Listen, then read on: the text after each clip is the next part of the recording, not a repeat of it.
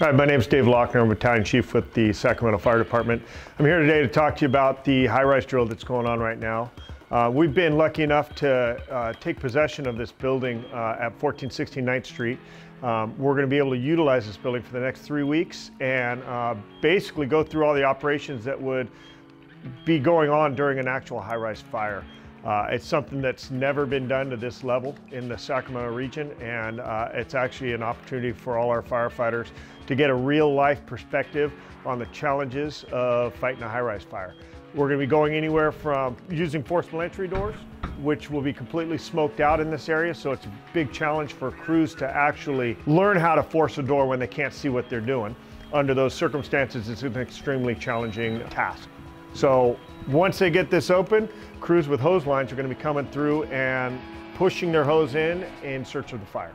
So as we get into this section of our prop, crews are going to be coming in here with their 2.5 hose line, searching for the seat of the fire. We have heat sources, heaters mounted up on walls that will basically show up in their tick when they're scanning a room. They scan low, medium, high, find that heat source, and that's the direction we advise them they're supposed to travel when they're looking for the seat of the fire.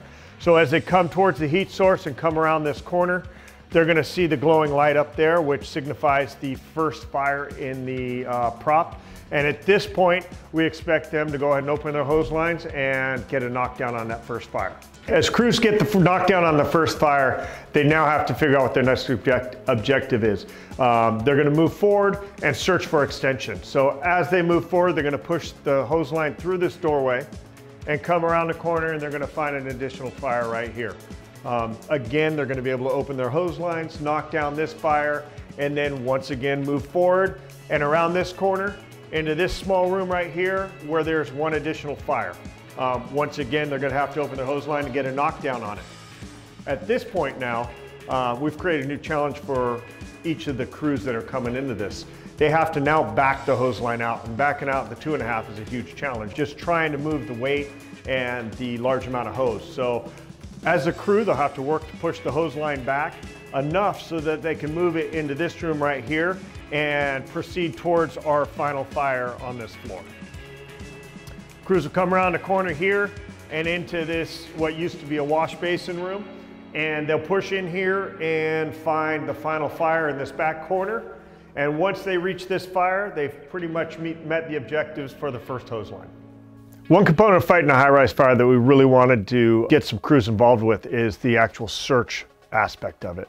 We were lucky enough to have all these cubicles in here in this office space that we can smoke out and have crews wander through and try and find the best way to actually search each one of these cubicles, which is a huge challenge. In my career, I've never had the opportunity to even try to do something like this in an area that is, I mean, this is perfect for searching. Extremely challenging, extremely large, and just a very difficult scenario for crews to get through. We're on the floor below the fire right here, and this is where crews are going to come up. They're going to lay their hose line down and prepare to charge it. The standpipe right here is the pipe they're going to be hooking to.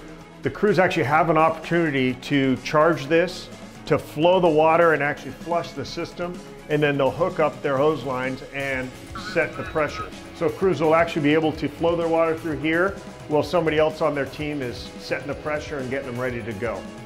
Once that pressure's set, the crews will work together to push the hose lines upstairs and advance towards the fire.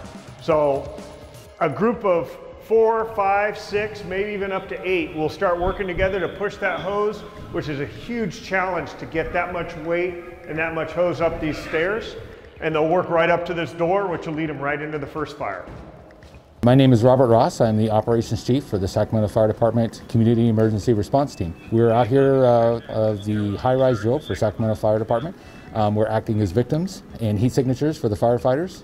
And our job is to give the firefighters a little bit of realistic interactions. And so with their thermal imaging devices, it's a way for them to actually see heat signatures. We also act as actual victims for the firefighters. So we had a little bit of distraction. We try to act as if it was an actual civilian that was caught in the fire. And this helps make the drill for the fire department a lot more realistic. And it actually gives them, again, some live people to interact with instead of just mannequins.